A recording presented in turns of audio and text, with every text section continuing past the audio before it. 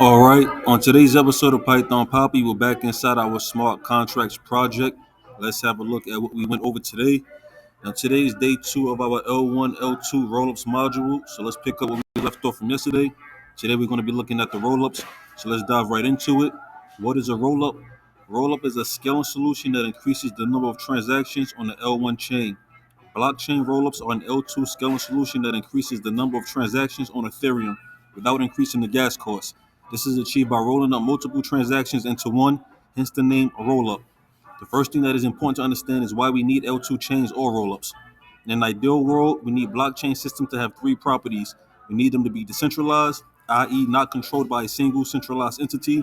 We need them to be secure so the system is protected against security vulnerabilities like 51% attacks, where a malicious actor has control over a majority of the network, over 51%.